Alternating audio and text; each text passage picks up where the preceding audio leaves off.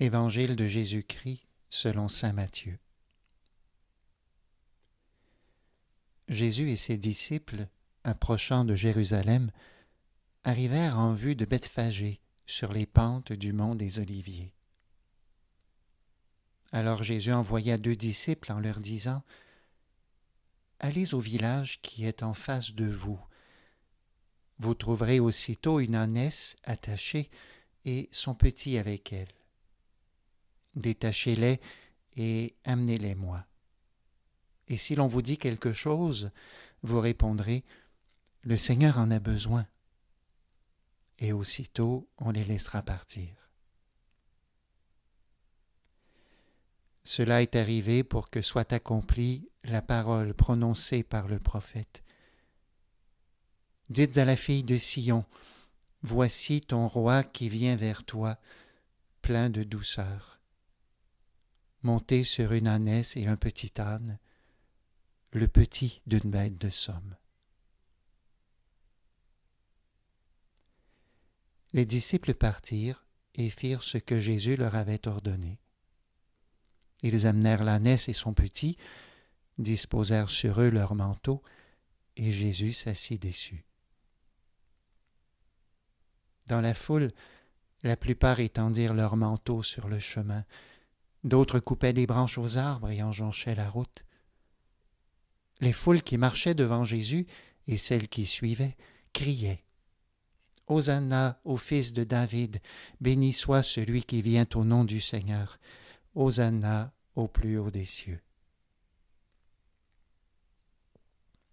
Comme Jésus entrait à Jérusalem, toute la ville fut en proie à l'agitation et disait : « Qui est cet homme ? » Et les foules répondaient : « C'est le prophète Jésus de Nazareth en Galilée. » Jésus entra dans le temple et il expulsa tous ceux qui vendaient et achetaient dans le temple.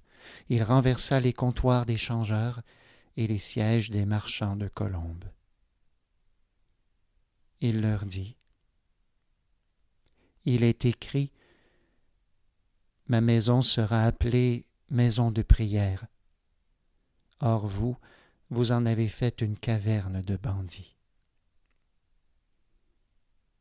Des aveugles et des boiteux s'approchèrent de lui dans le temple, et il les guérit. Les grands prêtres et les scribes s'indignèrent quand ils virent les actions étonnantes qu'il avait faites, et les enfants qui criaient dans le temple : « Hosanna au fils de David. » Ils dirent à Jésus : « Tu entends ce qu'ils disent ? » Jésus leur répond : « Oui. Vous n'avez donc jamais lu dans l'Écriture : de la bouche des enfants, des tout-petits, tu as fait monter une louange. » Alors il les quitta et sortit de la ville en direction de Béthanie, où il passa la nuit.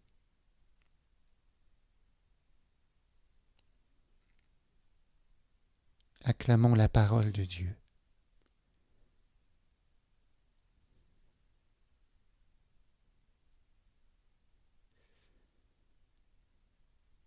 Voici ton roi qui vient vers toi, plein de douceur.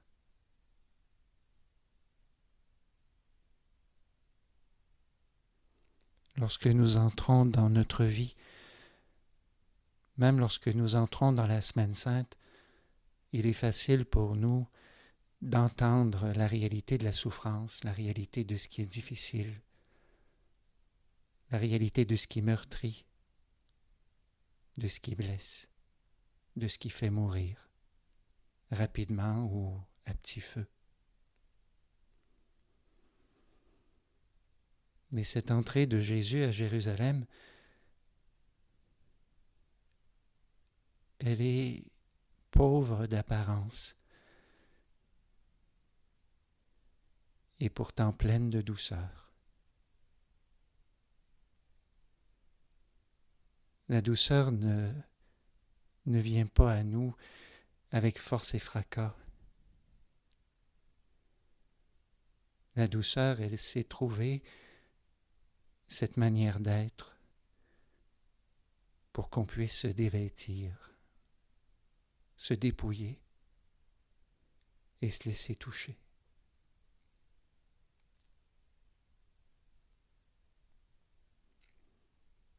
La douceur ressemble à un dessin d'enfant. La cheminée est croche, les portes sont de travers. Peut-être même que les couleurs sont un peu bizarres. Un regard d'architecte disqualifierait le dessin. Mais les parents savent le mettre sur le frigidaire parce qu'ils voient la vie, ils voient l'amour.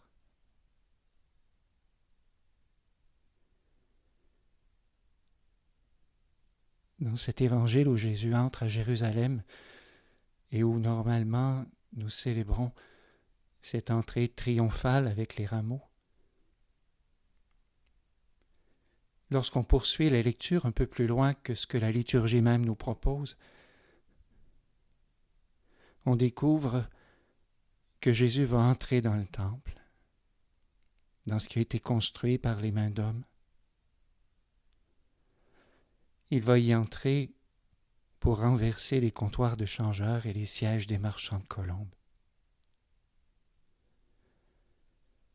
Il vient pour jeter à terre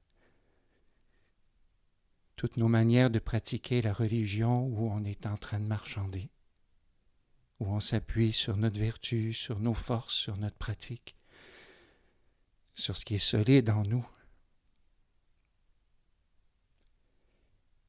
et qui est devenu fermé. Fermé à Jésus qui vient vers nous.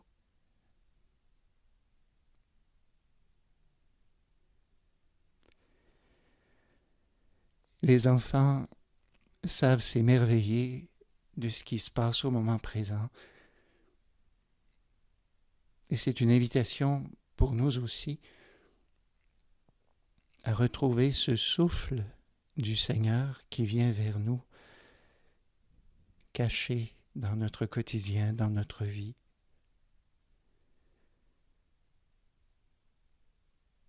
Laissez Dieu nous dire qu'en venant vers nous, c'est sa douceur qui cherche un espace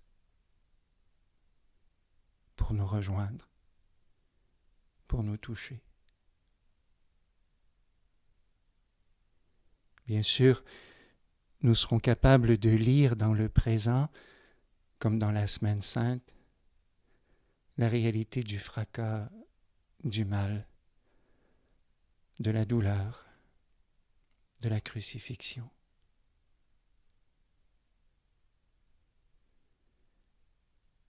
Certains vont même mettre l'emphase sur le sang, sur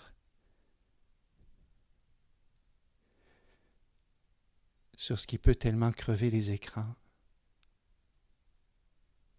et auquel malheureusement on s'est habitué.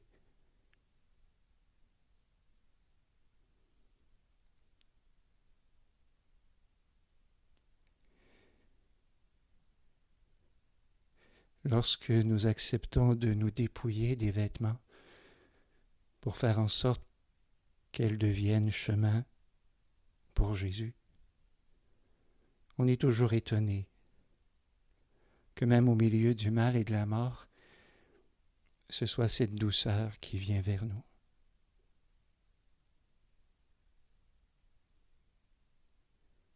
Une douceur que les enfants savent reconnaître.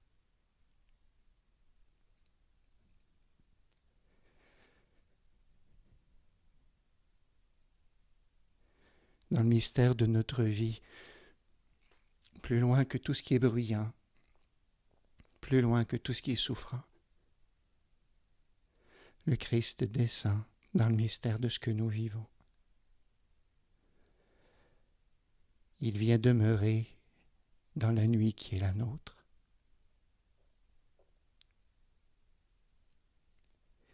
Sa première manière à lui d'inscrire la semence de résurrection dans la terre froide de notre histoire, c'est d'y entrer humblement, monter sur une ânesse et un petit âne, parce que c'est sa douceur qu'il veut faire entrer dans la ville, dans l'humanité. À cause de cet amour qui ne craint pas de continuer d'aimer, même au milieu du mal et de la mort.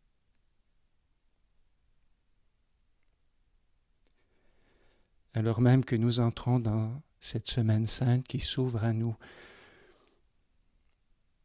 alors même que nous pouvons sentir la morsure de certains événements, du virus, de l'isolement, alors même que nous serions capables, comme un architecte, de pouvoir dire ce qui n'est pas d'aplomb sur la maison, sur notre vie, sur les autres.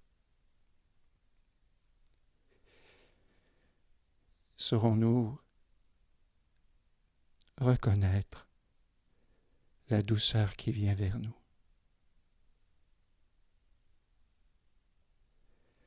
Cette douceur qui vient faire tomber nos constructions où nous nous fermons sur nous-mêmes parce que nous sommes autosuffisants, parce qu'on s'appuie sur nous.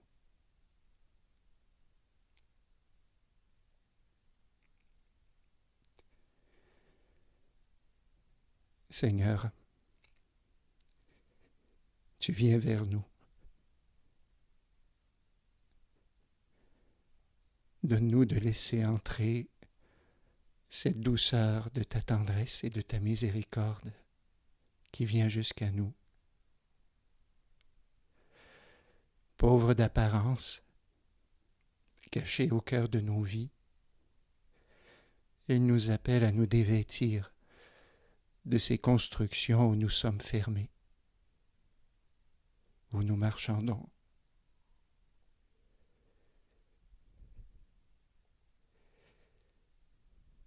Que notre cœur s'ouvre à ta tendresse qui vient vers nous, pleine de douceur, pour nous sauver.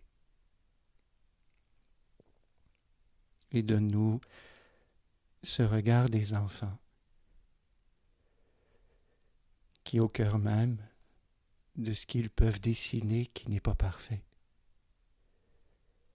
sont en train de laisser l'amour et la vie mettre les couleurs qui sauvent.